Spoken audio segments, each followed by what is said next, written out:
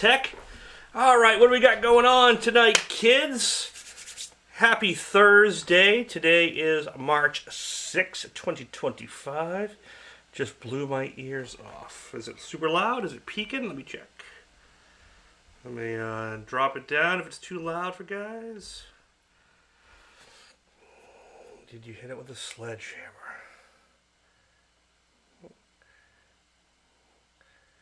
Yeah, Darren, super, yeah, it's been a rough week for creatives, man. Been a rough week between Gene going, and then today getting the news that Yurik has gone. You know, the music. Oh, maybe that level was not way too high on the. Okay, must have been on that music track that came in. Sorry about that. We'll take that out in post. All right, let's see what we got going on. Grumpy Fly, what's going on? Robert, Brian, Amos, Mike, Astro, thank you all for coming in. Todd, what's going on? Oh, we got Todd, Ryan, and Todd. Yeah, cool. Thanks for popping in. Let's give a shout out to all my Down and Dirty tricksters, all my gold skulls. Thank you all for supporting the channel. And if you haven't supported the channel, click on that QR code, or go to the link in the description and sign up. You'll get 25% off anything in the store at mckfireNot.com, which is right here. That's the skull one from last week. That set launch and is available, and I'll show you the painting from last week because that has now been cleared. Check it out. So this was last week's painting, finished with a nice matte clear. Yeah, sometimes gloss is cool, but matte, man, just really keeps it clean. So this is going to head out to Honey in the morning and go from there. So let's talk about what I got going on this week. Didn't have any clue what I was going to do this week. I was just sitting there thinking. Been a busy week trying to get this bagger done, and it's coming along good, slowly but good. And about 5 o'clock, I had no idea. I put up the announcement I was just going to do a wing it. Had dinner, get the kitchen, came up here at 7, and I have a folder of painting ideas that some of your suggestions go in and everything else. I just kind of scroll and see if anything hits me. I mean, I could always just pull out a skull quick and paint it and do some quick. That's easy, but I wanted to do something a little different. And then I was scrolling through and I saw one image, and that reminded me of a suggestion someone made last week, and forgive me, I forget who made it, but this is what we're painting this week. Let's go up to here, show you what we got going. There we go. So I'm going to put this away. This is getting shipped out in the morning, and we are going to do Dirk the Daring, from the famous video game from my youth that I loved to play called Dragon's Lair. And super stoked to paint this. Let's get a side-by-side up here. And we will just focus in on that a little bit more. This is what we're going to be doing. So mostly I'm going to do it freehand. I'm going to mask off the background because I'm going to do just kind of a funky texture, multicolored background. Then we'll do him as a black and white. And we'll do him freehand. So what I've done, I've taken my drawing, I did the whole soft pencil trick on the back side, right? And then just did a quick transfer. So the image has been transferred on. So now I have something, if I want to just freehand from here, I could. But I want to make the background pop, and I want to get some gritty texture and stuff in there. So I can do a couple things. I can do a paper cut, or we can just do a quick silhouette cut with some transfer tape. This transfer tape is by R-Tape. This is AT Apple Tom 7.5. Okay, this is my favorite clear transfer tape. A lot of the transfer tapes are really brittle. They don't bend well. This one I happen to really like a lot. It's a really nice, it cuts pretty easy. if you put a little heat to it, it stretches really easy. It can form, so if you're doing... I use this... Whoops, I almost cut too deep into the panel. I use this when I'm transferring on a curve a lot of times, because what this will do, it'll conform with the vinyl pretty well. So, we are live, Harris. We are live. You've actually made it to a live feed, man. You don't often get other lives, especially right at the start. So, how we doing, man? Alright, let's get a new, freshy blade. Let me reach over here. Happy Friday Eve, yes. Don't do paper cuts, they hurt. Yeah, I got a nasty one. Actually, it wasn't a paper cut. It was I was cutting paper, and I juggled I was like two-handed stuff, and I was juggling the X-Acto blade, and I went like this, and went right across both knuckles with the freshy blade. Luckily, it just scored. Just went through enough to bleed. Captain Craig. That's a cool name. I like that one. So yeah, luckily it didn't go deep because that would have sucked to cut this knuckle and mess up this. So that's a career ender. Alright, so I do this a lot where I like to mix freehand and a little bit of simple masking. And I'm going to do a full color, like, if you've ever played or seen Dragon's Lair, there's a lot of, like, colorful backgrounds and stuff. Don Bluth just had a really amazing way of using bright colors like greens and fuchsias, magentas and purples, but keeping it really dark in a really dark setting.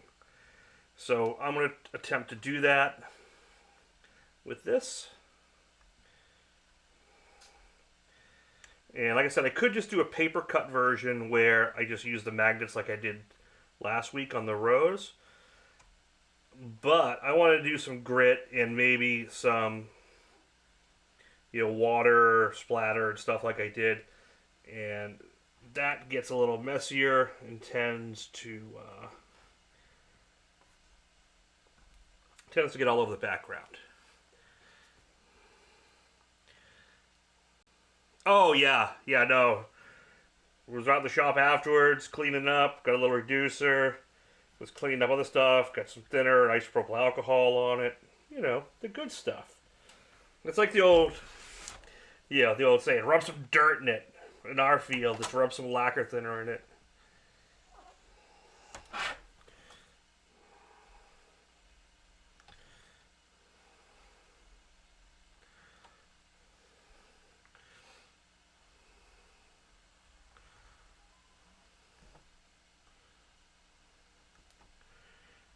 I'm cutting a little outside the lines, so it gives me some room to like freehand and kind of get rid of them lines away. But I'm just doing a silhouette, not getting too crazy.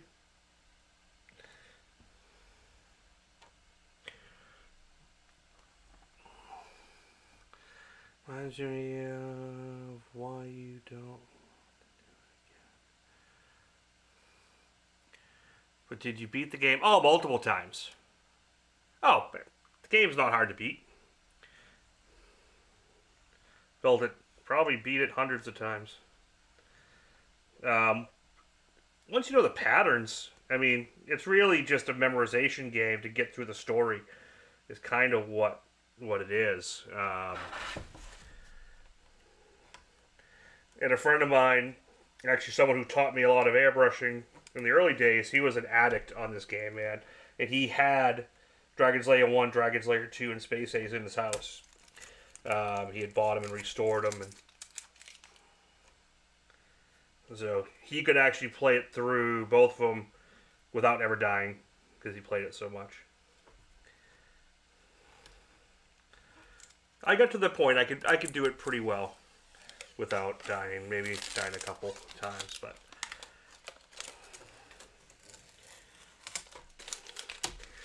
you had to play it a lot to get good at it, because you had to memorize what cut screens were coming up and what patterns and directions, because it changed every time you did it.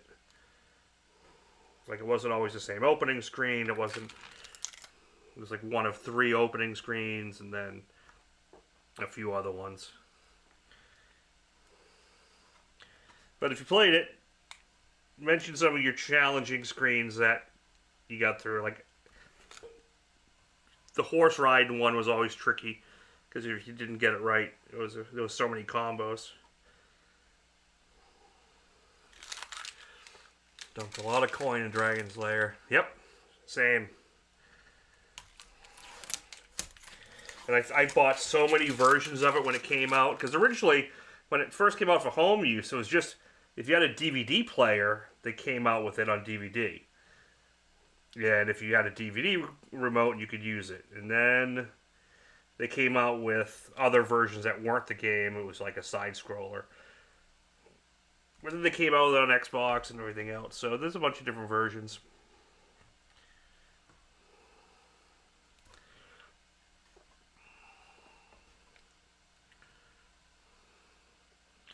But I always love the cut screen. I've never actually painted anything from this. So someone suggested last week. And then I was going through my library of ideas to paint.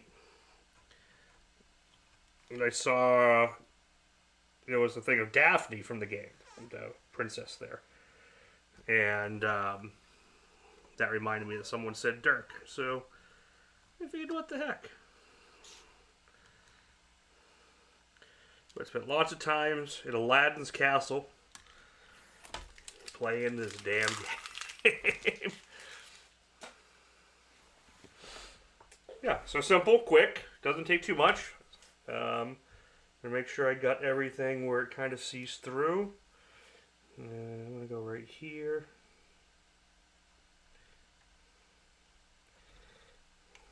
And so the background, I am going to do a mix. I mixed up these colors. So I mixed up 2 different greens, like a slime green and a viridian green, and then a deep purple and a magenta. I'm going to use those kind of in the background. And then I have a black candy. I have a black candy and a black illustration. And that's it. That's what I'm going to work with tonight. Just something fun, something simple, not too crazy. Yeah, so I figure that's what I'm going to do. So, back when you only had, 3 lives, exactly. 3 lives per quarter. But if you're good at the game, you could beat it on all 3 lives. Unlike a lot of games afterwards that started doing time limits. Like, you would just run out of time if you didn't get past a certain stage, which was almost impossible. So you had to keep pumping quarters. And so, yep. All right. Let's do...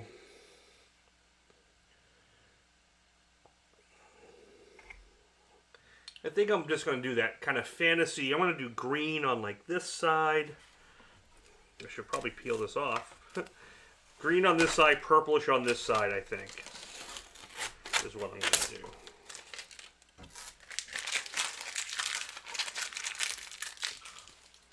Sound like a plan? Sure. And you know what?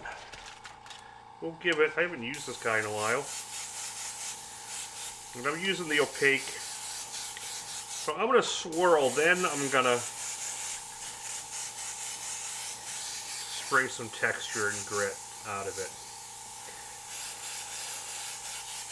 And if I come back in with this, it's just, I don't know, I want something simple. Maybe I'll ghost a few skulls in there depending on time. Who are we painting tonight? This is Dirk the Daring from the 80s video game Dragon's Lair. This is one of the kill screens, the death screens, so... I came up with this at 7 o'clock tonight. When I saw you earlier, I had no idea what I was going to paint. When you asked if I was doing a feed. And then I was scrolling through my catalog of stuff and said, hey, this would be cool. And light and fun and, you know, not too crazy. So, And if it comes out like meh, no big deal.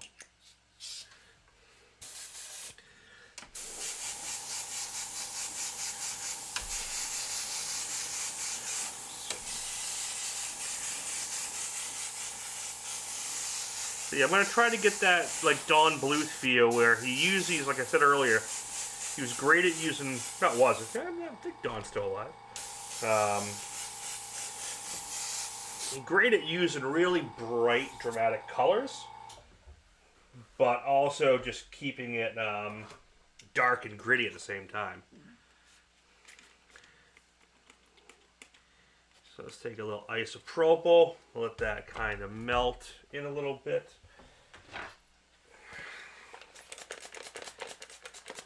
I didn't fill my water up here, and I should have. Oh, I have water.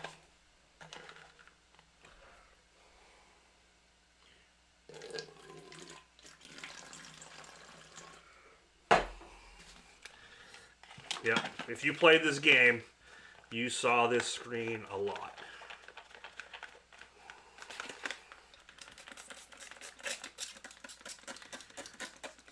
So do a little water. And let that kind of eat itself a little bit. We'll just see what happens.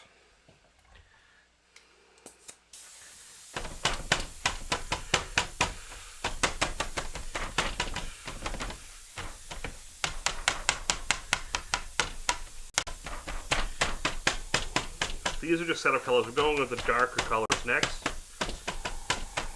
Just see what we're going to see in that background. Hey, Dan.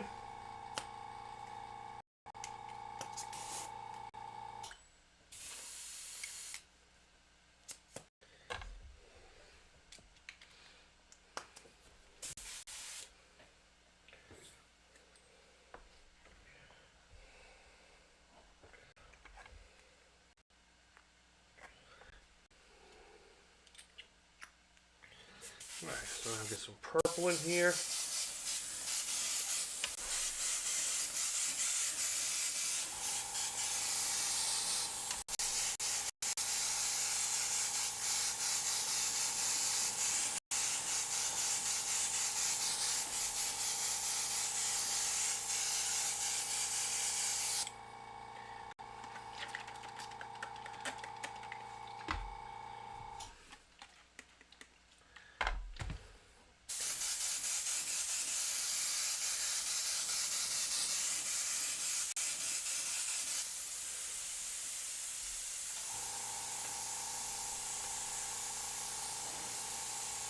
Just messing around with some texture. Not to be confused with Dirk Diggler. Definitely a different thing altogether.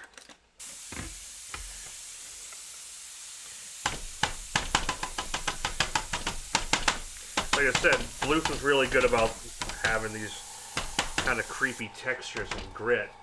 And I know the kill screen was always black with the little skeletons going, but I remember the castle scene, like the background when the thorns had a lot of like purplish magenta feel to it. So I'm just kind of bringing that into it. And that's what I feel like doing.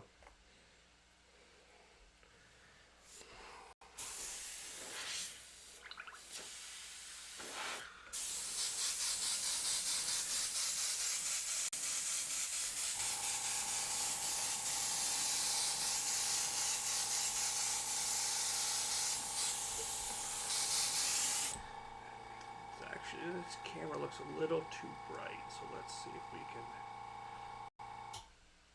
That's a little too dark, I think. Yeah, no, that's what it's going to be. What's new, everyone? How's everyone's week been? This week's been just screaming by for me.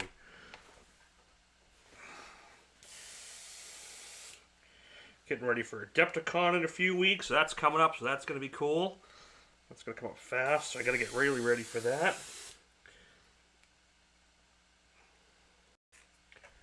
Got some other events coming up in the future that I can't talk about. Talked about a couple, actually. So,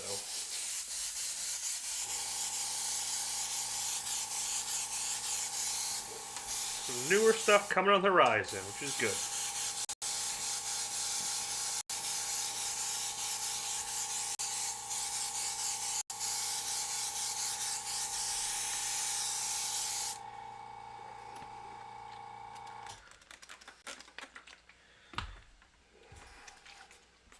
I've been really into, probably because of this bike I'm doing, I've been really into like grungy backgrounds and stuff lately.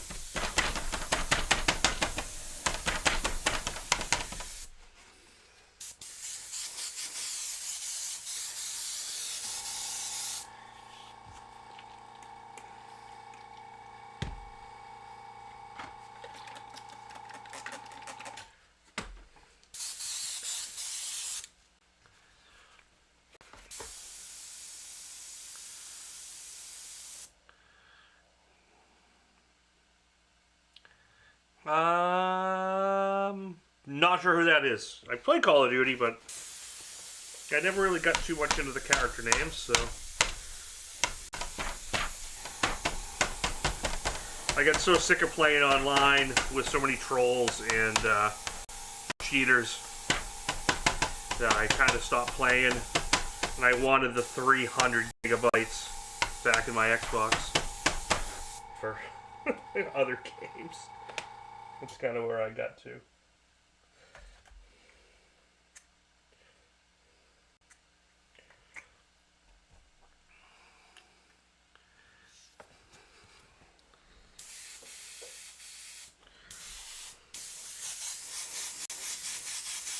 Add a little black into this and just get some dark. The background's just going to be simple.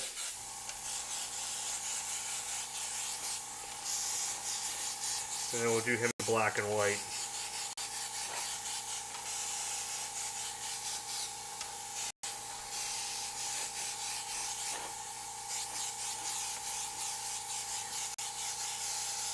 And maybe this is going to look stupid. Who knows? At this stage, I have no idea.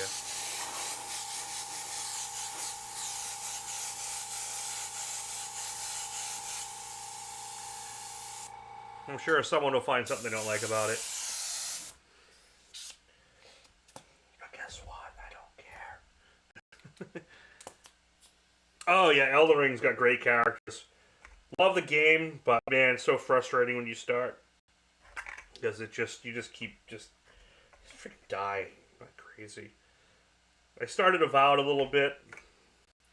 I'm a big Fallout 76 guy, so I play that quite a bit. That's kind of my go-to, where I'll just go in for a couple hours.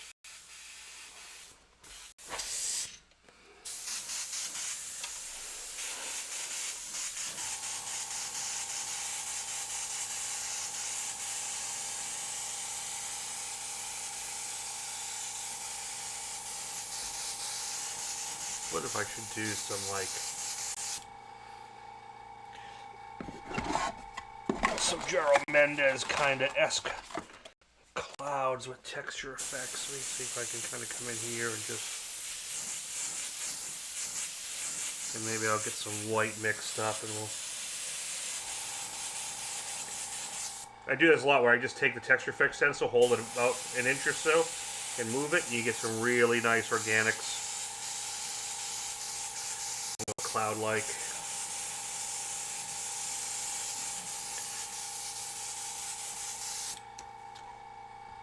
Yeah, let's get some white mixed up here, some thin white.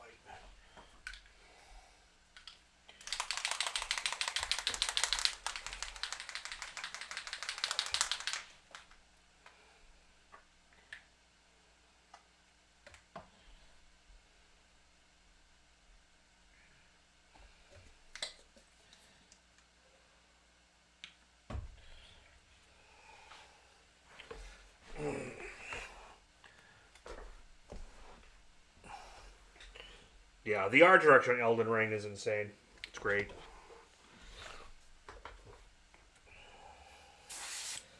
Definitely dig that. I think half the reason I play video games is just the art direction and the ideas.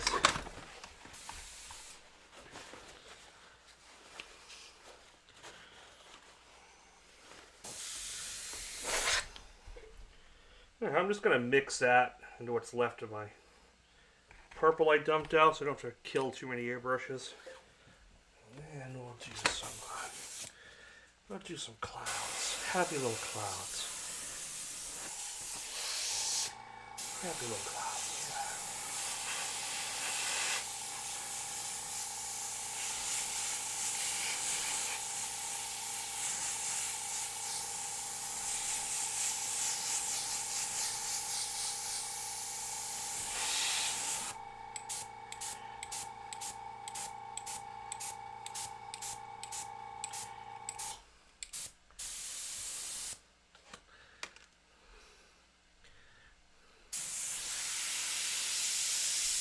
Yeah, that's one game I never played to the end was Elden Ring.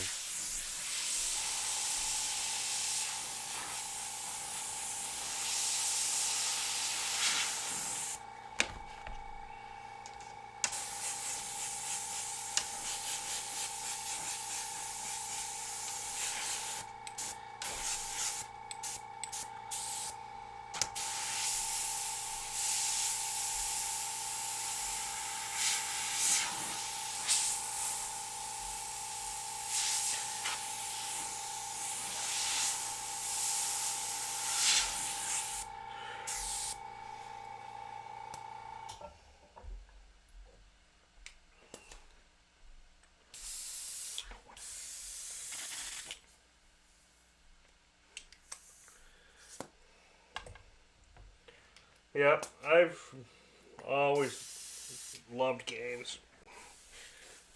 Ever since Pong. I was super little when that came out.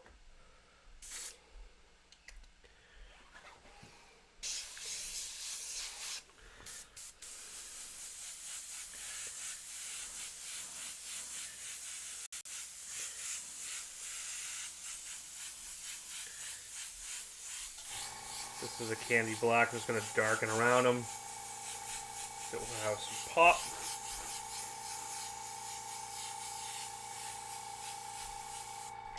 I'll get some grit in here too. What the heck? Just pull the trigger back and let it splatter.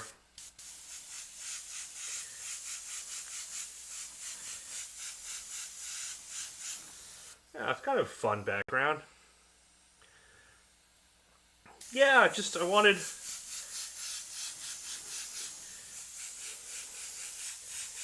So I'm not great at complex backgrounds. Like, I like just keeping backgrounds simple. You know, and then letting the foreground piece take hold. Oh, I got a little bit of bleed through there. Wasn't careful. That's probably with isopropyl. Isopropyl thins it out so much that it can bleed pretty easy, so I'll manage that.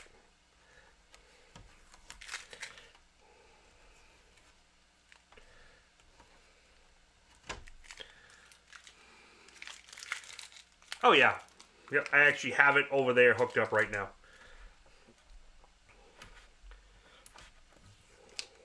I have a whole up in my studio. I think I showed a picture. It's been a while since I showed it, but I have one of those IKEA cube sorters that just has almost every video game system in it. Not every, but it's got a lot. It's got Atari 2600, Genesis, Super Nintendo, all the Xboxes, all the PlayStations. Yeah. I actually used to play Space Invaders at my friend's house. My friend Lou had a mini arcade in his house because his dad dealt them or something, and so we used to play it there. He had shooting galleries and Hogan's Alley and all that stuff. That was great because we could play for free. Get a little bleed in there. It's gone. Yeah, so that's it. Now, nice cool background. The sword kind of comes off the background. And then the rest we can just freehand. I mean, if I want to cut some stuff, like, maybe let's do this. Let's do this. Hold on a second. Let's see if I can do this. Not go faint everywhere. Almost. Like, if I want to keep it simple and do some shading, like,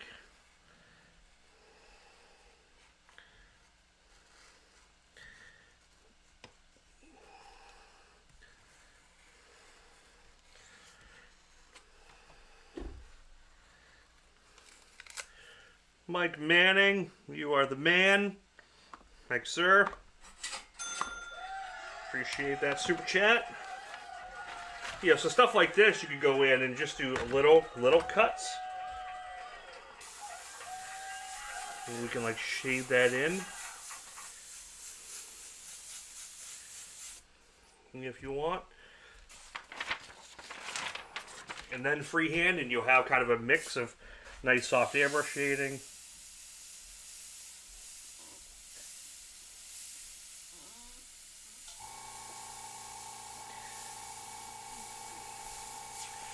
This brings me back to my t-shirt days. Nothing but net. Working at the malls and beaches, painting shirts.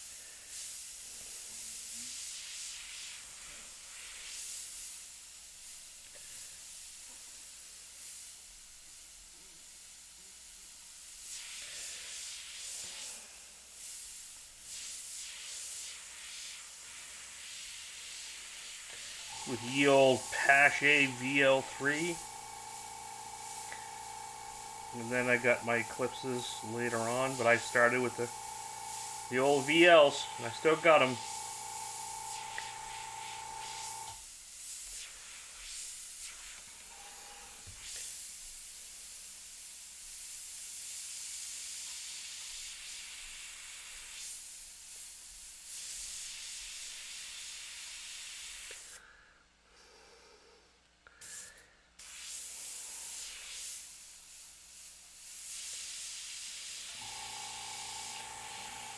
Yep, that's where I got my start. That's where a lot of guys got their start.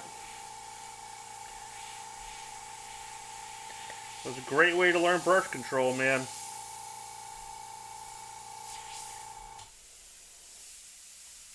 Because you didn't have time, nor the resources to like plot things, or you barely even had time to like, maybe you drew it on a piece of paper and cut a simple stencil at most.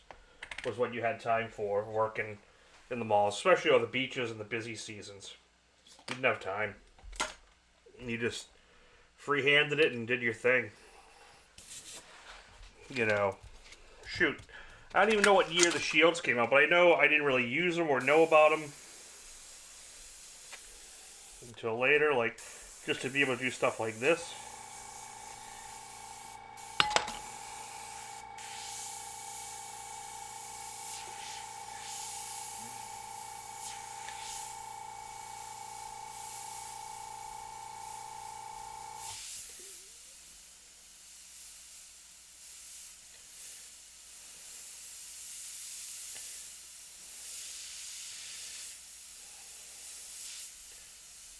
You didn't actually see his ribs in the game. I just wanted to add a little something extra.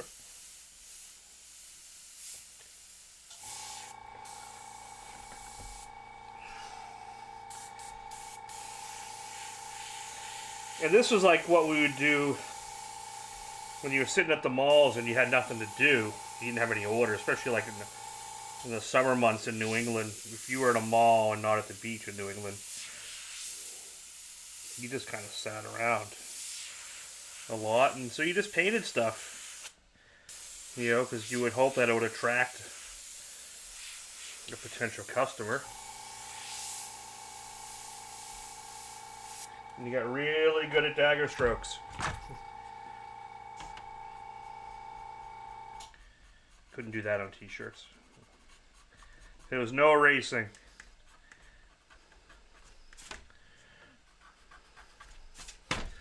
That was like an illustrator's technique. But I think I don't know if I can find this shirt. I've showed it before. This is old.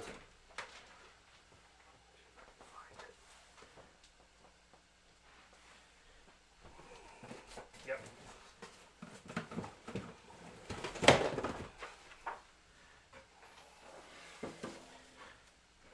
So this is something I did at the mall. Let's see if I have a year on this.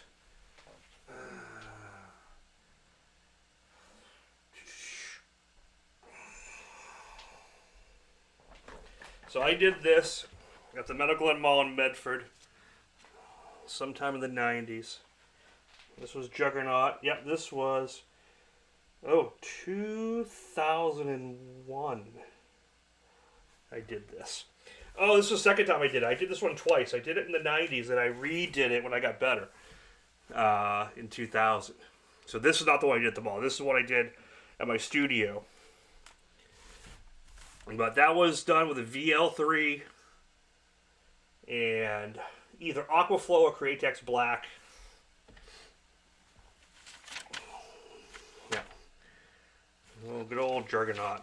As well as Todd McFarlane comic. And it was stuff like this I used to do a lot just to get good at trigger control and black and gray. So, yeah. That's an oldie. It's an oldie. Probably one of the best things to practice, at least that was for me. Because you just can practice brush control with something like that.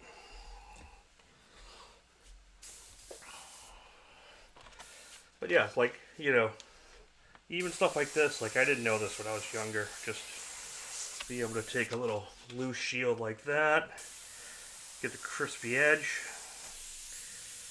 You know, you'd always have some jack ask, oh, there's a stencil. Why are you using a stencil? There's always one. You still get those guys from time to time.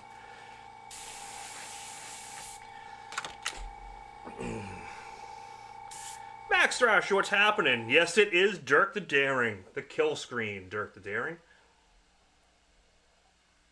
Just something fun.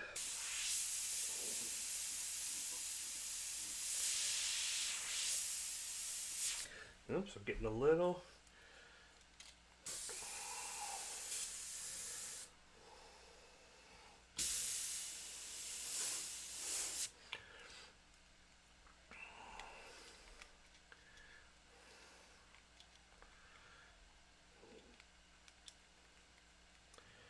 I don't think everyone's popping in tonight. Don't forget to like and share this feed. Keep more people coming back.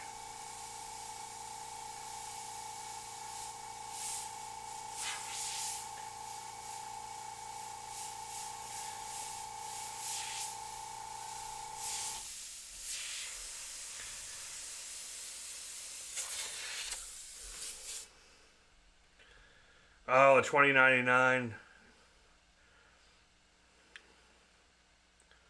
Yeah, like you go through, especially a Spider-Man, man, if you go through those and you start getting all those daggers and all that line work and you get remotely close to consistency, t-shirts nice so you can move slower. Metal panels like this, you start running into like bleed, so like these little quick daggers, you gotta move a lot faster than I did on t-shirts.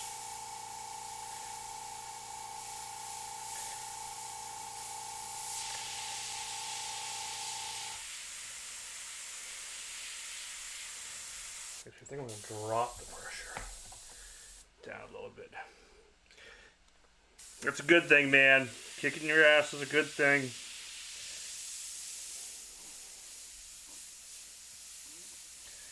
It's like when you learn a guitar or piano or anything, you got to go through all those friggin' drills, man, and just get good at it. So it becomes second nature to the point where you can't explain how you get nice fine lines or details. You just do it. You know, your brain just knows how to do it, and you just do it.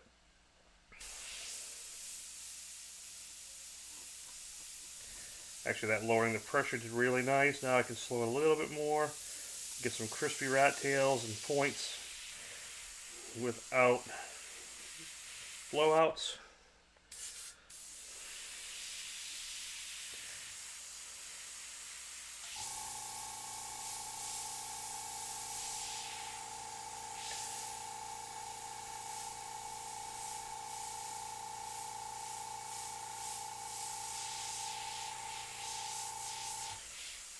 Yeah, a little extra reducer. Now I can get those nice blend fades. And just have fun with it. I wanted tonight to be loose and fun and just something different. Like I said, I was just gonna do the quick skull and just pull out something and paint it. And I had a little bit of time, not much, but I just did a quick drawing. Handle blowouts in what way? If I get them on metal, like see there's a little blowout right here. On t-shirts, you're done. You can't do anything about it. On this, if I want to get rid of it, I can come in with the eraser and just kind of erase that blowout out and turn it into a little highlight, and that's fine. Really, the key is try not to get them. Move fast, and just like on t-shirt basics or airbrush basics, start moving. You want to start your motion before you pull the trigger. So if I pull the trigger and move, watch, pull the trigger and move, you get a heavy spot, okay? If I move then pull the trigger, you get a smooth stroke, okay? So watch it again. If I move, it's round. It's a nice dagger stroke, right? Because I'm trigger, then move. Now if I move, you almost get a double rat tail, see? You're pointing on both sides and you don't have the ball. Cheap canvas is fine, man. Paint the canvas, base coat it first. You know, don't just paint on the raw canvas. Put some gesso down, or if you're using Createx, take some gray or white and just roll it on or brush it on if you don't have gesso. I do it a lot where when I'm doing water-based, I just take Createx sealer, you know, the Autoborn sealer, and just pour it on there and roll it, let it dry. Now you have a different tooth. The paint will bond better to it. It won't skate through the fabric as much. So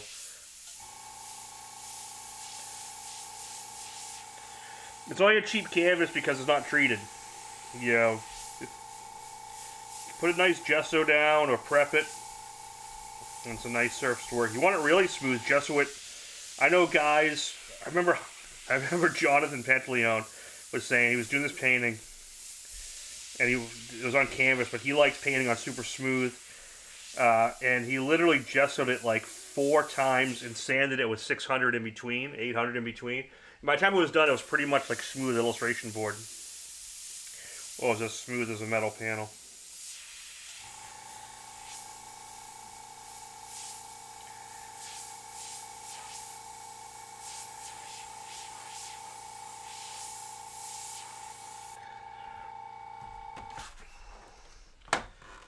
Gesso is just canvas primer, really. It's cheap. Like next time if you go to Hobby Lobby or Michael's or something, and you're picking up cheap canvas, grab a tub of gesso and just hit it. It really helps. It's like priming, you know. If you try to paint on metal, like I'm painting directly on this E-coat, you know, on the metal panels, they're just scuffed. So it's a lot slicker. If I put a white primer down or a white base coat, it's actually got a little bit more texture. The paint goes on smoother and grabs a bit more, so you don't get as many blowouts. It doesn't skate as much. What's your latest piece?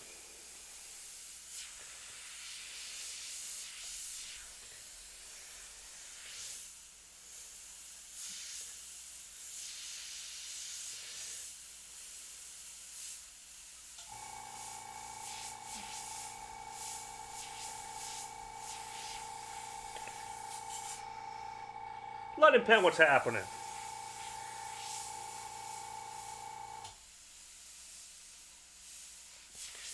So who suggested Dirk last week? Someone did, and that's what I remembered this week when I was doing it.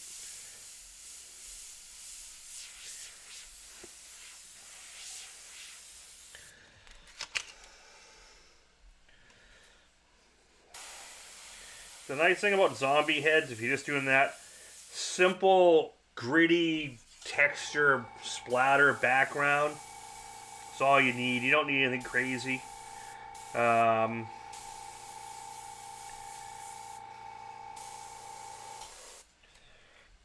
You know, keep it simple. Let the foreground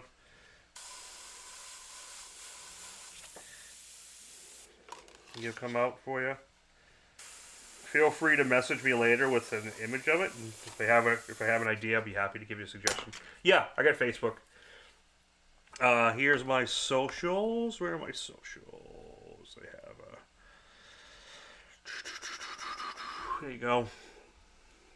So there's all my socials. You get Instagram. Unheard of trash polka style. Not specifically. Hey James, thanks for popping in. Welcome. Welcome. Thanks for messaging. But yeah, those are all my socials. If you want to message me stuff, you can definitely poke around, and you know, I'd be happy to give you some advice if you want to send it to me. I usually get back to people within like 24 hours or so. Dan Molina. Oh, Dan Molina. Why does that sound familiar? Off my head's not. It's been a bad week for losing you. I'd be losing Gene Winfield this week. Oh, I think I got Swampy Cemetery, but there's plus in the head alone. Yeah, but you can do just a bunch of gritty texture and have like silhouettes of swamp trees and kind of moss growth coming down. Like, you know, you could take a texture effects. Say you had, you know, water line down here.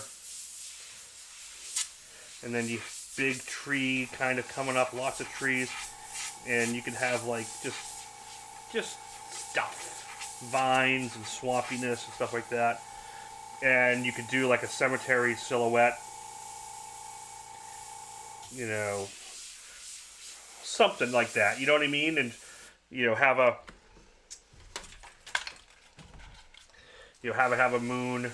moonlit, like just edge lit. Something like that, man. All you need to do, just throw some splatter in there, have it really dark to the sides, frame it out. Like,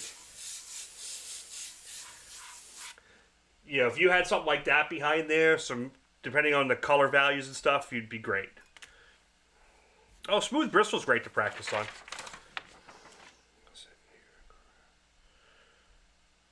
Oh, did you? Okay, I'll look at that, man. I don't look at friend requests very often. I will definitely look at that. I had a question for you about spraying car automotive flake through an airbrush. You can't really spray through an airbrush itself. But they do make, Flake King makes a mini one. I don't have one here for an airbrush. So basically it's a cup with a nozzle. You put the dry flake in there and you put the airbrush on it and spray, and that sprays it dry. So you put a wet clear down, and then you can blow the flake on top of the wet clear from the airbrush. You can't get flake to go through an airbrush. Maybe if you have the bigger TH2, you can get ultra mini flake to go through it, or pearl, but you can't get lowrider flake through an airbrush. But you can blow it through Flake King. So if you look up, that's the logo Flake King, but it's Visionaire. They have a little one. It's really good. I wish I had it up here, but I have it in the shop. It's a jar, right, with a nozzle on it like this. You put the flake in here, you put the airbrush here, and the air sprays through, and it picks up the flake and blows it. Works really great. So that you can do. So what you want to do, if you use a water base, you can put down like 40-50 really wet with one brush, and then yeah, there's a few different ways to do flake. When you do flake, there's a couple different ways. They make a bigger version of the Flake King. Yeah, let me switch up. They do a bigger version of the Flake King, like a flake gun, which is a big, you put a whole quart of flake on it, and a spray gun, you spray dry flake, wet clear, let it settle, then you clear coat over it. That's one method. Another method is you get a primer gun, like a 2 or 2.5 or a 3.5 nozzle, like spraying polyester filler basically. You mix up your 2-part clear, 2K clear, with flake in it, like super thick, and you just shoot it at the paint, at the tins, at the car, whatever. Most guys will put a silver. Most guys will put a silver down first, like a silver base or a coarse metallic, and then flake on top of it. That way, if you flake over black, you gotta use a lot more flake because all the holes are black, and it gets really thick. So a lot of times, what we've done is put like a mini flake or a really coarse silver base or sealer, and then you put your flake over it. So that's how we did. This was done. Let me get this off. So this piece here, that's all flake underneath. So that was silvered and then flake, and this actually has splinter flake on it as well, and a little bit of rainbow flake. So this was done out of a bigger gun, but it was a silver base, and then dry flaked, and then cleared, and then sanded, and then artworked on top of that. But, yep. I will try to look for friend requests tonight.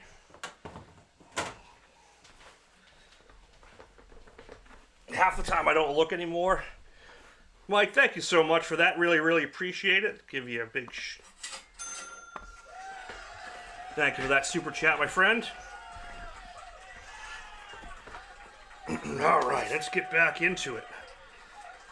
Switch back up to the cameras. Alright, yeah, 2-part. Yeah, no, I always use a 2-part. I watched a video, I'm not going to say the brand, but like, oh no, just use regular base coat. It's much better, blah, blah, blah, blah, blah. And it's really freaking, it's a really bad idea. I don't care how durable your base coat clear is. If you put too much flake in base coat clear, the flake to binder ratios get so squirrely that I've seen it happen a bunch of times where you do it, it cures out, and after like a week or so, it kind of settles in, and the base coat shrinks a little bit because you sprayed it super wet with that dry flake, and then you mask on top of it, and it delaminates and peels off. So I don't recommend doing flake in regular base coat.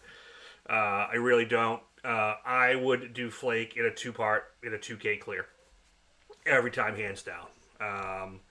To lock it in. It's just safer, especially when you're doing that much. Yeah, the clear's more, but you know it's even more when you have a problem and you have to strip it back down. It costs you 10 times as much. So just, you don't even have to use expensive 2K clear, realistically. Just a good quality, decent quality 2K clear to carry that flake.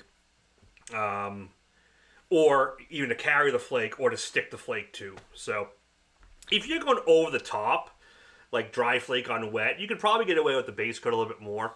But I don't like the idea of mixing it together. That's just me. Rob, what's going on, man?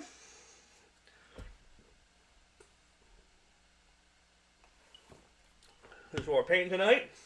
Dirk the Daring. Was it you who suggested last week? Someone suggested last week, and we have yet to figure it out, unless I missed it.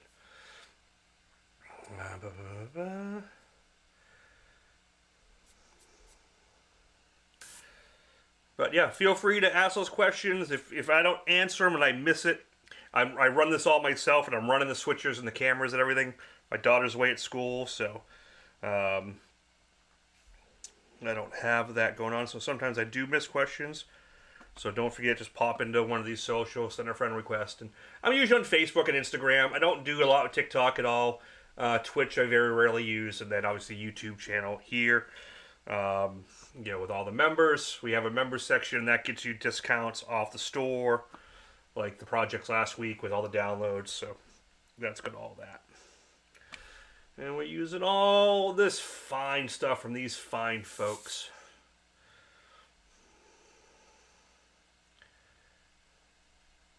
Yeah, man, I just played the hell out of this game. It was just absurd. Yep.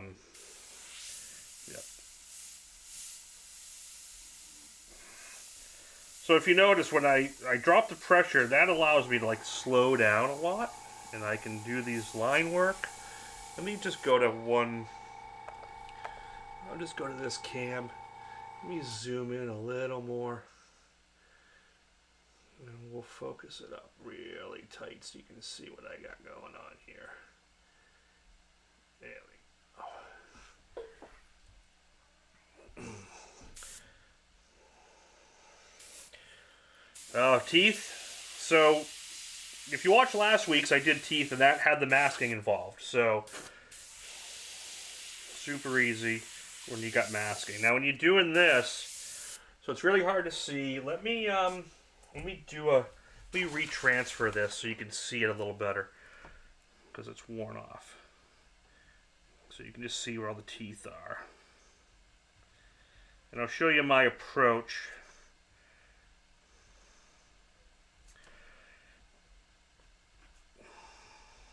To when I'm doing freehand teeth, especially at the scale. Okay, so now you can see those a little bit better. There's a rule in cartooning about teeth. I don't know if you know this. Heroes, or villains' teeth, you can see all the lines typically. Okay? Heroes' teeth, you don't.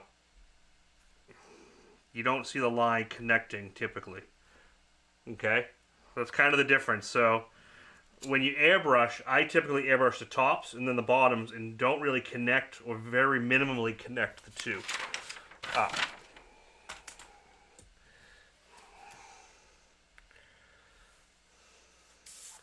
Yeah, but there's nothing wrong with using shields. So it's fine in a balance. You know, like go in, like little stuff like this. If I wanted to tighten up that eye a little bit and find a curve like this, well, let's find, yeah, nose bridge, okay? So I'm going to say I want to use that nose bridge. I'm going to take the top of this and just going to carve it.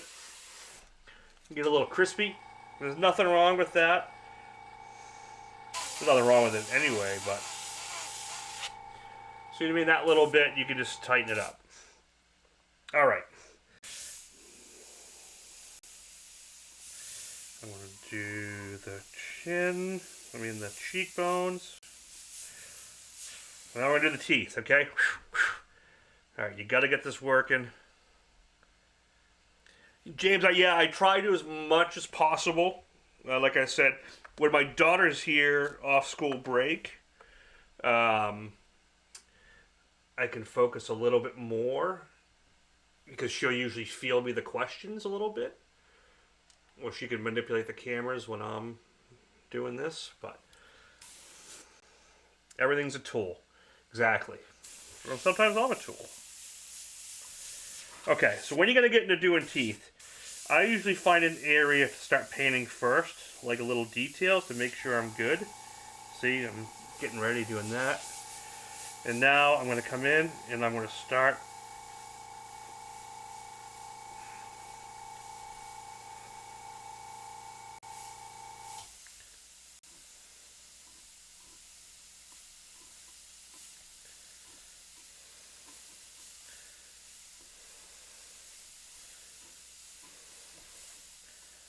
There is no secret other than just good brush control and practice. If you got to pick your needle.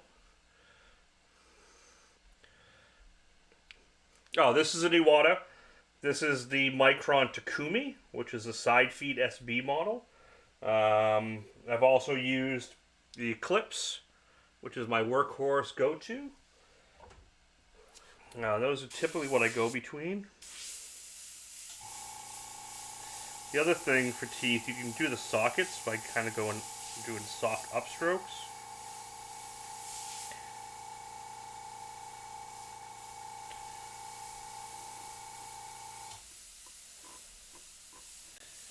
But yeah, there's no secret other than just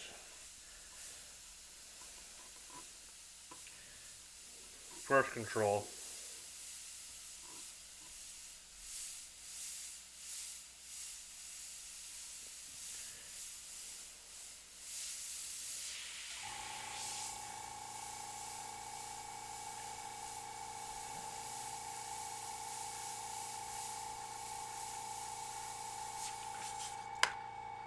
I mean, you're zoomed in like super on it, so it looks, a little blowout here, a little blowout there. In the grand scheme, you don't see it, like when you're really looking at it, but I'll show you on metal how you can clean that up, because with the eraser stick, you can go in and clean that up really easy. I'm going to shade it, let it get a little bit more radiused. You keep hearing birth control. Maybe it's my Boston accent.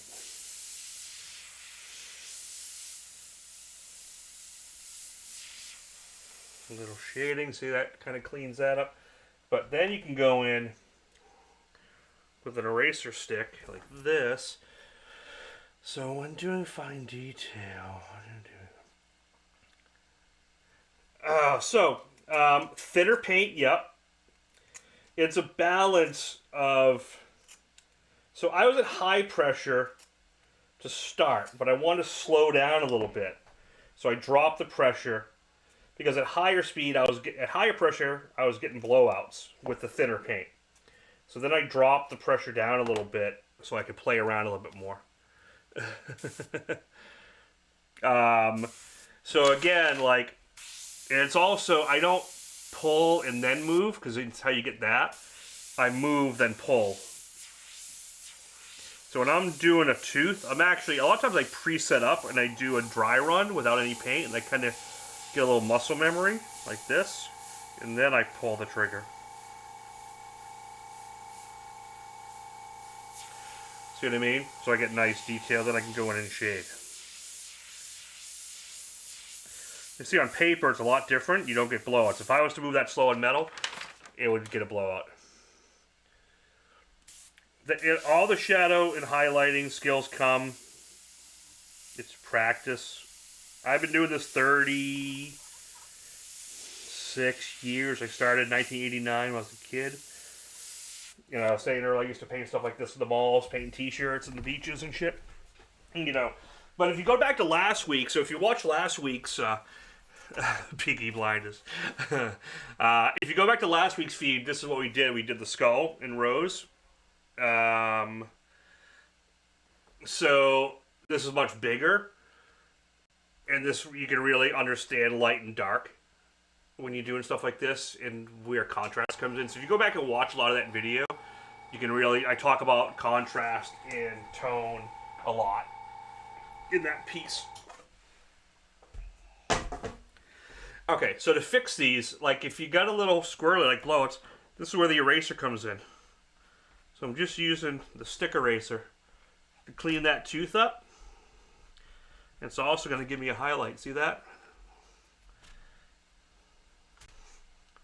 Nice and clean. I can do little highlights here. Obviously you can't do this on t-shirts, but on cars and metal and stuff, all day long you can do this. Yeah, I can go in. I talked about different eradication techniques in last week's feed. I'm doing a video. I'm actually trying to break that down, do a little quick video on how to do that.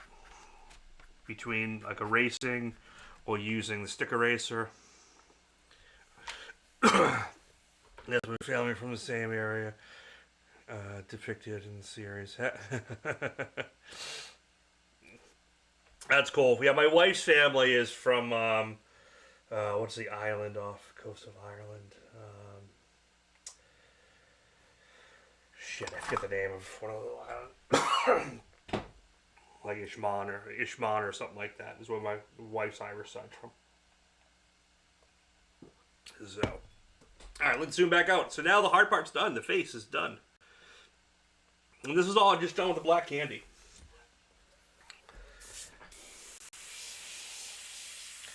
So once that's done, now I can just freehand. So now, you asked about pressure. Now I'm moving a little faster now because I'm doing bigger areas. Now I'll go up in pressure a little bit. So I can move a little faster.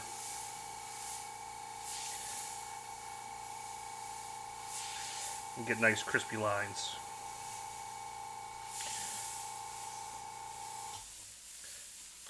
Because if I go too slow on these long lines, they're going to get jagged. But I got to be careful on blowouts because you can get them. But you'll notice my speed is a lot more. I'm sped up a lot more than I was earlier. Because if I slow down, I will get a blowout. Like, I'll try to force a little blowout right now. Like, if you look right here, see, it blew out a little bit to the side. On, like I said, on a metal panel, it's easy because I can just erase or stick it out. That's why I didn't mind doing it there. Because I can come in and just...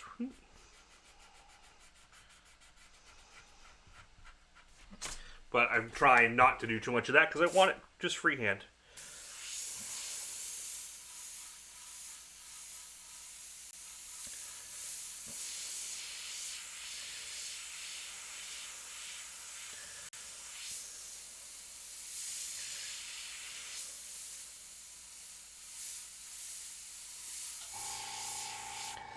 Let's talk about shadow here for a second. So see that arm? A lot of times guys make this mistake. What was the hardest thing over the years you had to learn for trigger control?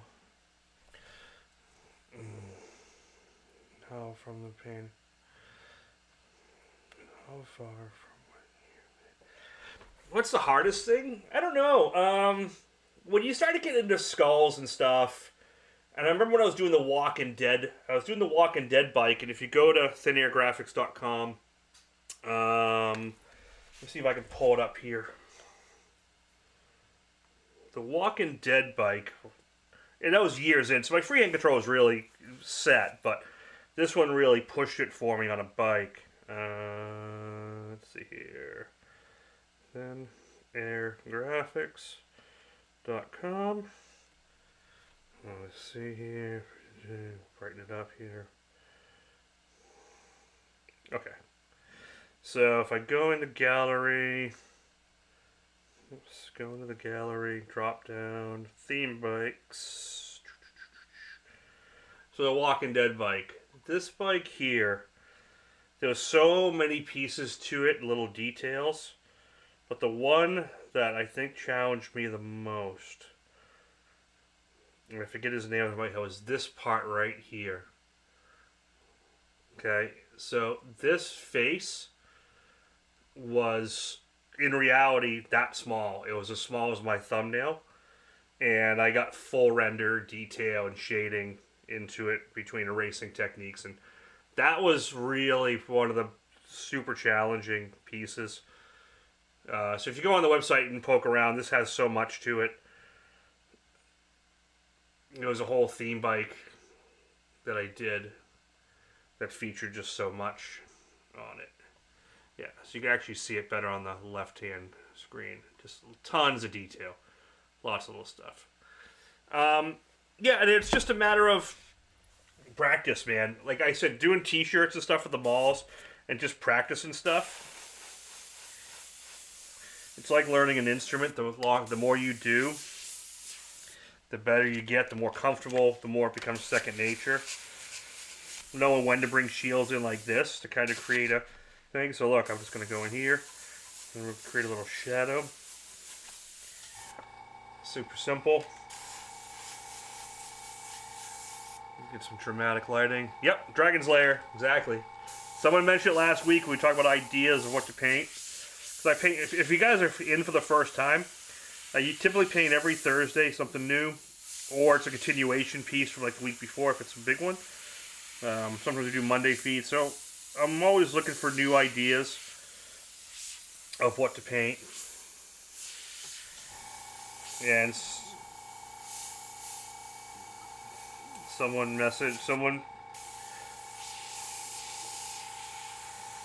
mentioned Dragon's Lair, Dirk the Daring, and For some reason I remembered it this week, and yeah. But yeah, getting back to like developing freehand, it comes, man, but it's like playing an instrument. I equate it, and I suck at music. I have no musical ability. My father did, my brothers did, my sister even did.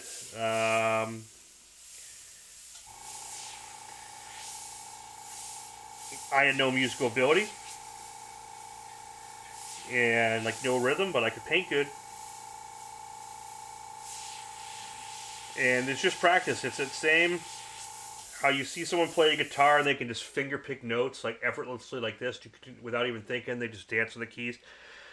And it's just hours, man. It's just hours of doing it and dialing it, and you get a feel for it. Airbrushing's hard, man. Even like I've trained professional tattoo artists who learn airbrush.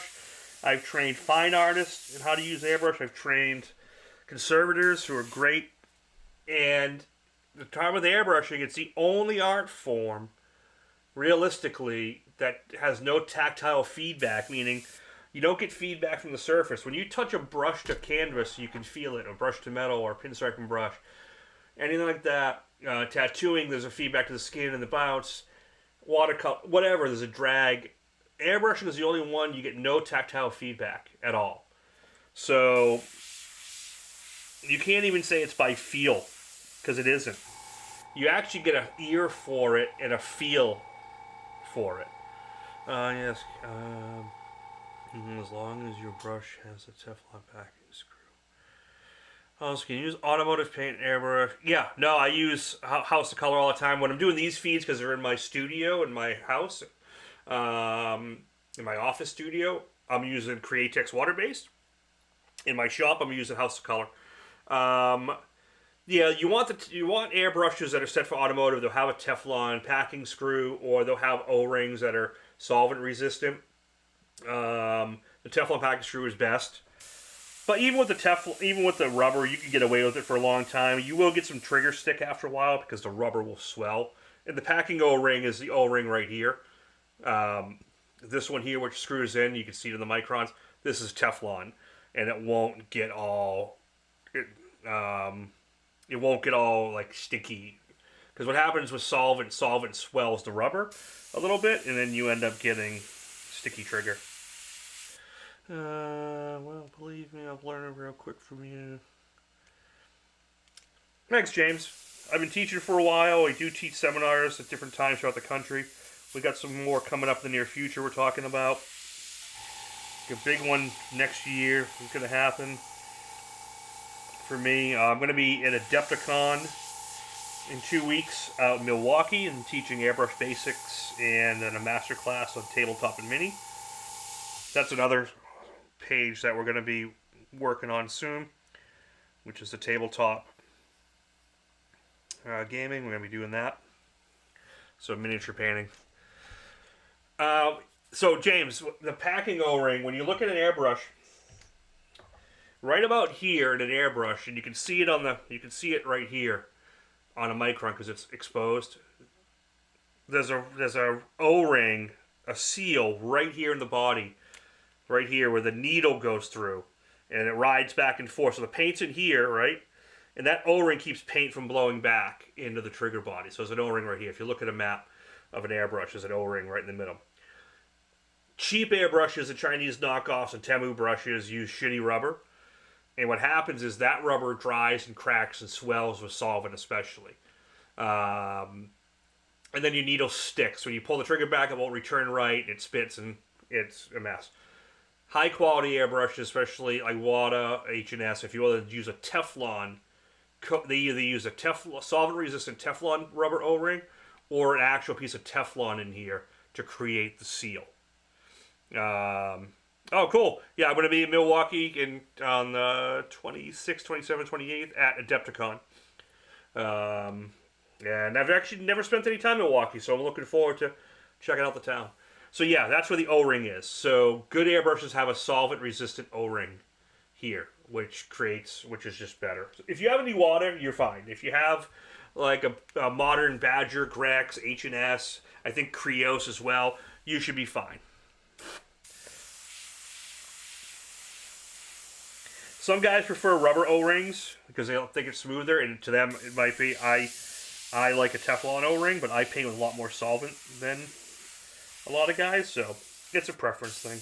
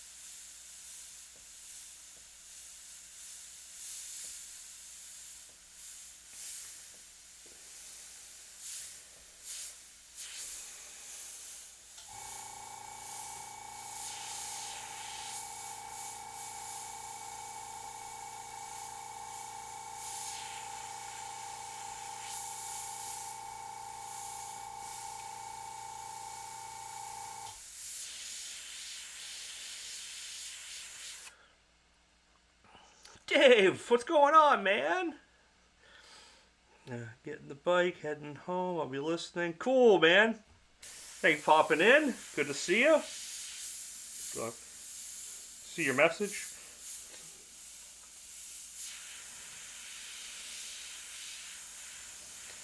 Yeah, I almost did a Uric tribute piece today after hearing the news that he had died. If you've never seen Uric's work and you're new to airbrushing, look up Jurek, Uric Zomowski. His animal portraits and the way he captured were legendary. Never got to actually meet him. I've talked to him on the phone a few times. I almost took a lesson from him and really wish I did. He was a very unique individual. Hey, man, thank you so much, sir. Keeping this chat going, keeping this going with chats and memberships. Thank you, man.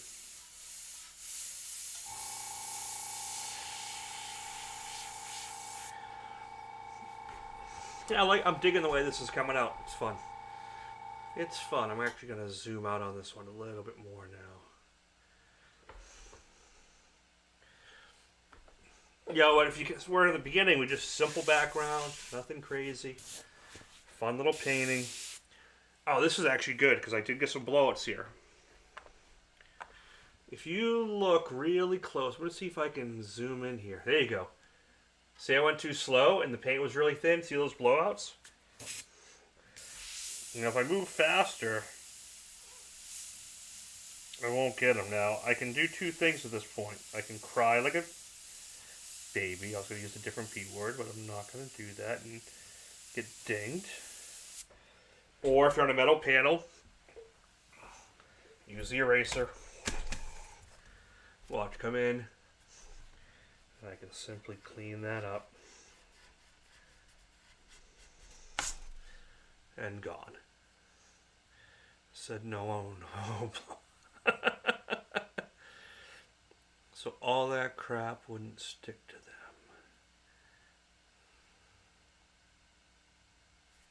Yeah, so here, clean that up. Here we go.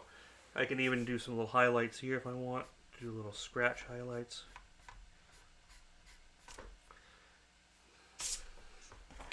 Simple.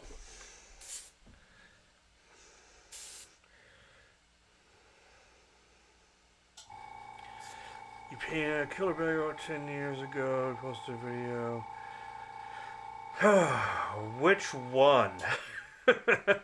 I got a whole library of baggers that I need to get up online.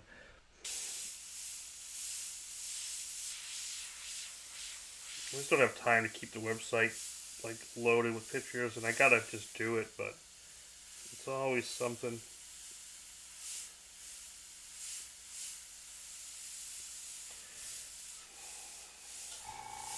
Should just go on Fiverr and Fervor and have someone do it for me. But I micromanage the pictures so much I have trouble doing that. Where do you get the pencil erasers? I just get them off Amazon.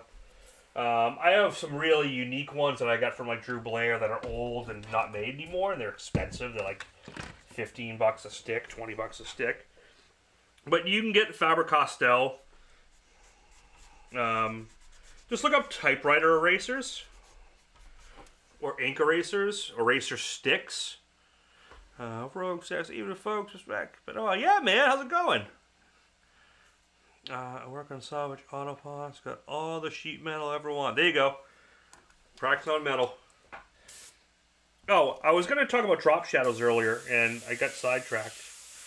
So see right here, a lot of people do this.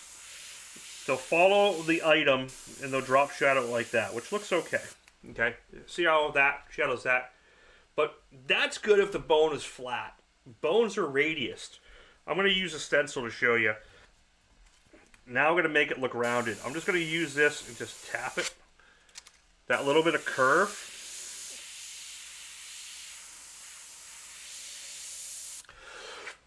Now it's more rounded, like it's cylindrical, like it should be. So it should curve around the shadow. Like here, same thing. The shadow should have a little curve to it. And it's going to create a better drop.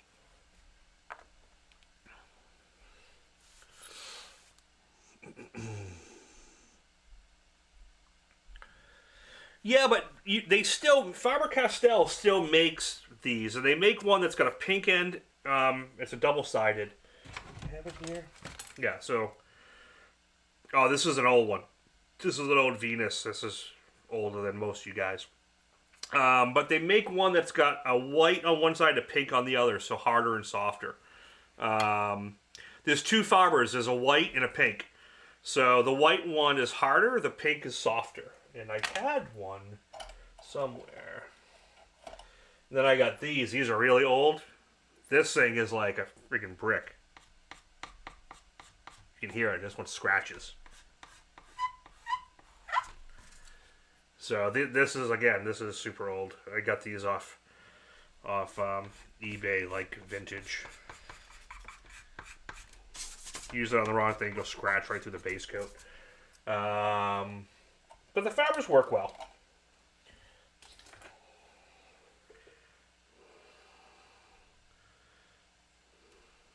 Yeah, that's another hard one. I bought like not a lot, a lot of eraser sticks. I just got. Oh, this is the one I got from Drew. This was like, I think it was like $30 for this one, and I'm down to the nub. But this thing is perfect. It's rigid, but it will go soft. So this one works great. Remember, I used this when I did the American flag trike. I did all the stitches in the flag with this. And then you have the electrics. Use the electric erasers, work great. Hey, Mike, thanks for popping in. Yeah, 4 a.m. does come. I don't get up that early anymore. I think tomorrow is like a 7 a.m. day. I usually go a little later on my live feed nights, but check out every Thursday, man, and check out some past feeds. I'll look out for your friend requests on Facebook, and if I can answer any questions for you, I will.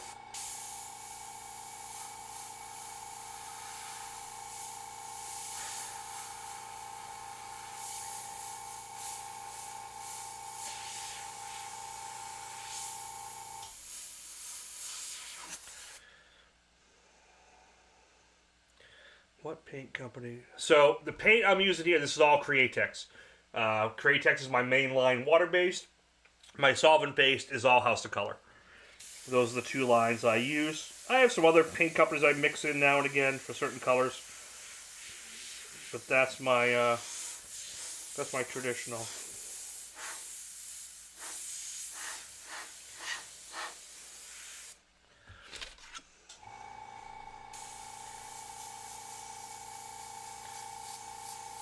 That is my go-to.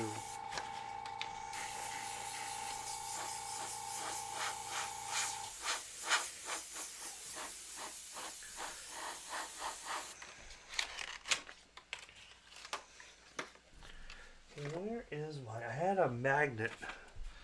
I could keep this propped up. Let's just use Keep that up a little higher so I can get into here.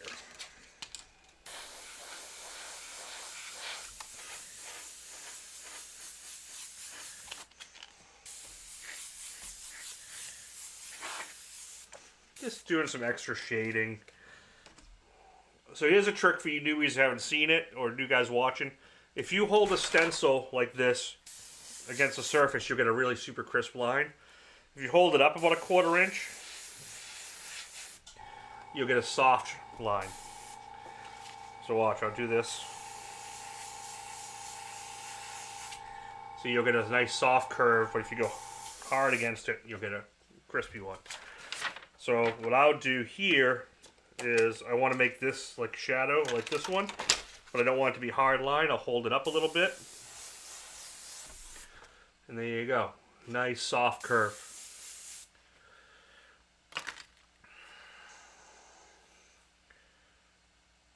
Yeah, I'm in the same boat. Like I've used and I've worked with other companies on candies, and a lot of companies have come up with some unique stuff in recent years, but House of Color just I always go back to it. It's always the richest. And there's some good ones out there. That's great colors and great paint, but man, just HOK, just it's like going home again when I use it. So it's hard to beat.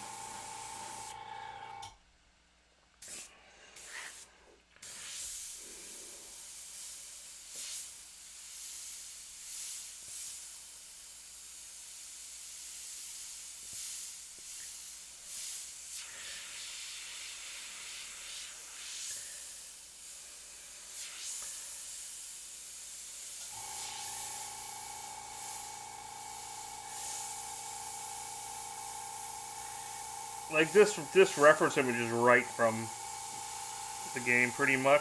I'm just adding a little extra flair and tweak and giving it a little bit of airbrush feel. I've added a few things to it, but all in all, it's basically the kill screen. Well, the you're killed screen, not the kill screen for the game itself.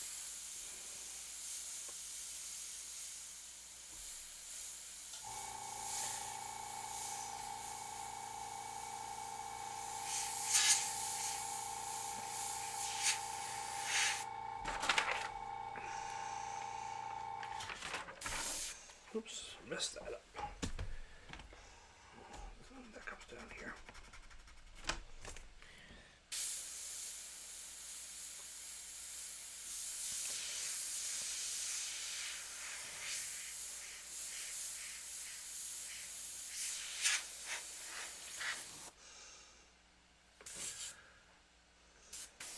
So yeah, this has been pretty much a straight hour and a half. Start to finish. I did the line work sketch at 7:30 and transferred it. So this is a 2-hour total painting at this point.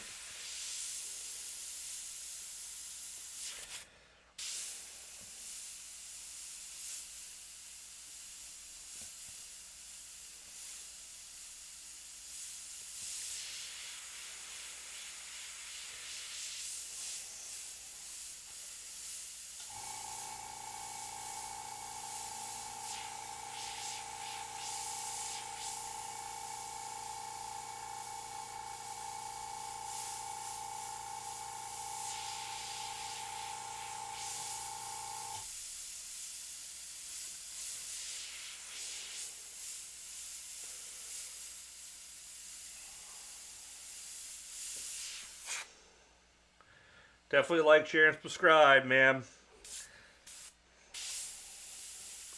I don't think I broke 12,000 yet. I'm 20 away. So if you haven't liked and subscribed, please do. Or at least like the channel.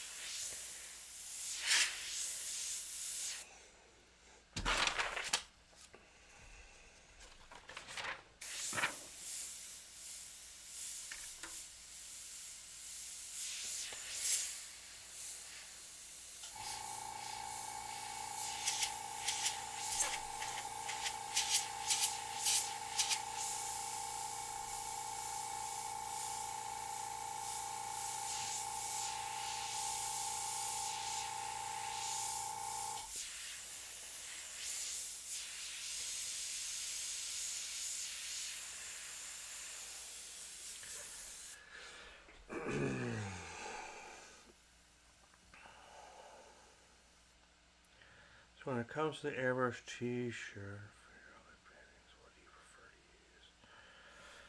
to use? So when I'm at a mall or beach and I'm there to make a lot of money and be fast, I'm at 80 psi and I'm rocking a siphon feed for 90% of it.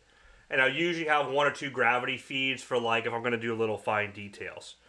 But when I go to this is the garden hose. You know, this I'll jack up a lot of high pressure. And I want super coverage. I'm going to be using that.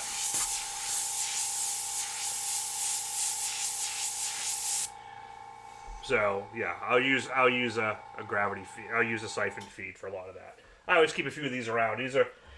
These I just keep painting them all the time. I never clean them out, and I'll go months and I'll spray my primers on my model kits and stuff like that. So I still keep a couple of these in line.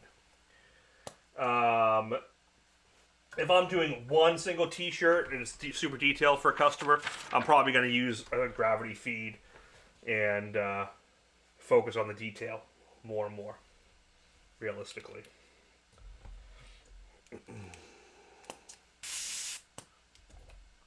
Roy, I appreciate that.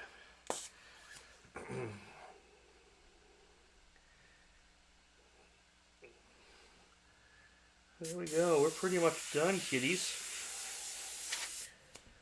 This is a fun, quick painting. This is available if anyone wants it. Bids start at $200. It'll get cleared and shipped out to you. If you're within the U.S., it's $20 to ship. If you're a member in the U.S., I will ship it for free.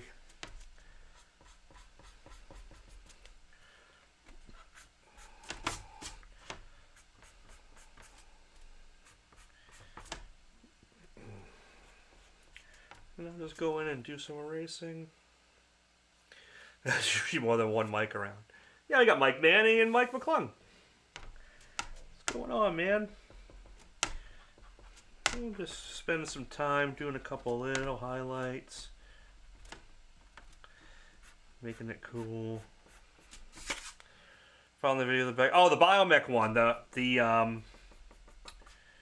Yeah, I was actually just pulling photos of that the other day. I don't know if that's on the new site or not. I don't think I put that on there yet. Yeah, I love that bike. The yellow one. That was up for sale. A short time ago, or like he called me and said he was going to put it up for sale. I don't know if it ever did. I love the way that one came out.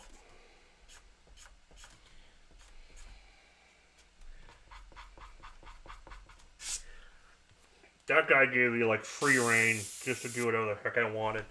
I just had to have a few, he was an HVAC guy, so there's some specific plumbing HVAC gauges and stuff on there. That's about the only thing.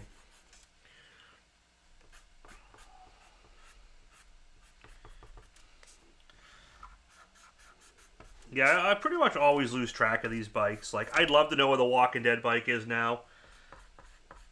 The guy who owned it sold it and then regretted selling it. Then it came up for sale again. We couldn't find it.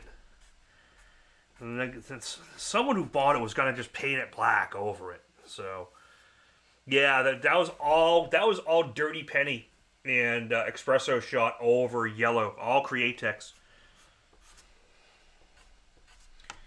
That was Createx sealer all the way up. The only thing that wasn't Createx was the final clear.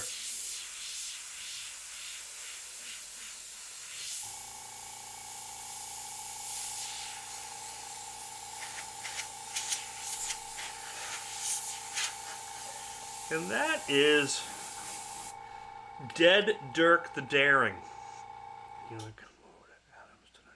Oh, maybe, man. Maybe when I'm cleaning up, I'll pop over.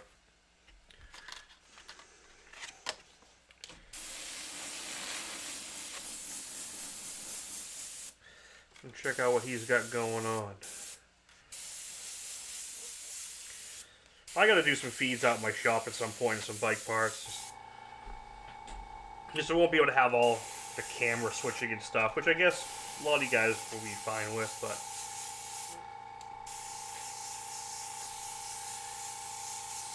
I'm just doing some shading here just to give it a little something more. Oh yeah, the Giger inspired fender. Yep.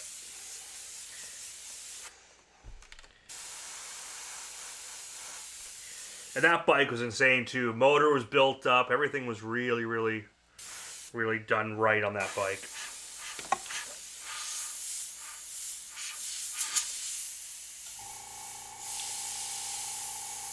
That's probably one of the few, if I was to ever have the money to buy certain bikes, that's up there with one of them. The Walking Dead one is definitely. And I buy my Magnum back, but too bad I know it's trashed now.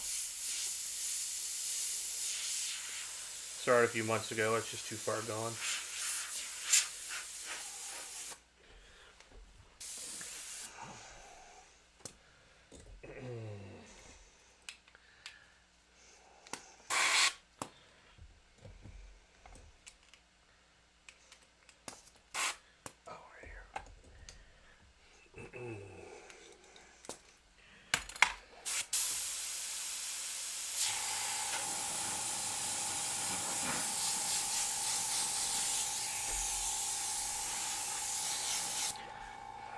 Found them. Oh, yeah. Was that the first piece you bought, was the Octoskull one? I drew a new Octoskull the other day, actually. When I was distracting myself from work I was supposed to be doing.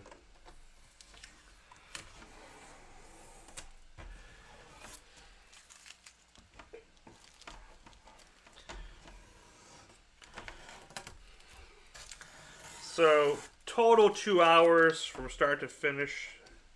I'm pretty happy with the way this came out. So, whoever suggested something from Dragon's Lair, that is off the checklist.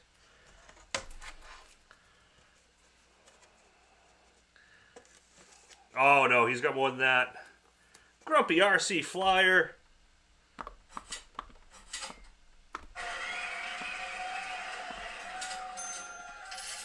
Thanks, sir. Super chats are much appreciated.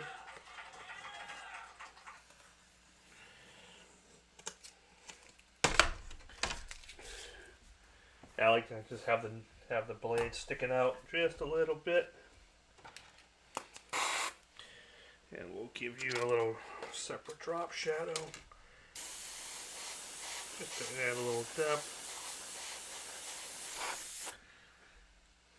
And have a little of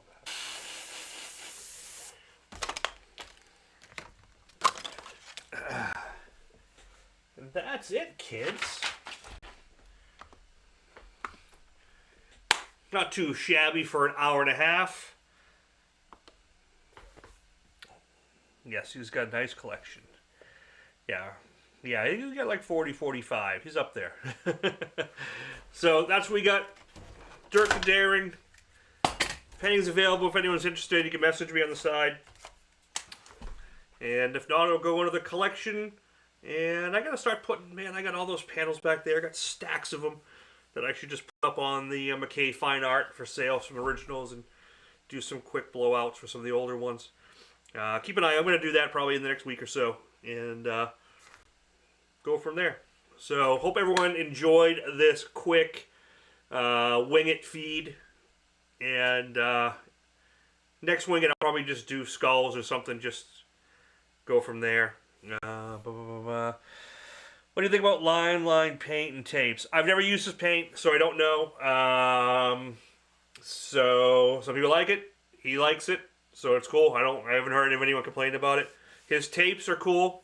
I prefer FBS tapes, but his are great. His are based off of R tape, which is a nice manufacturer as well. FBS has been better with me, and some of the stuff I use and have a lot more options, so I tend to go on FBS tapes as well, especially on the automotive side. But he makes great stuff as well, so yeah, can't go wrong. And it's available through Amazon, stuff like that, so that makes it really convenient for everyone. So yeah, check it out. I'll probably pop over there and see what he's got going on as I clean out my brushes. So hope you all had a good time watching this live feed.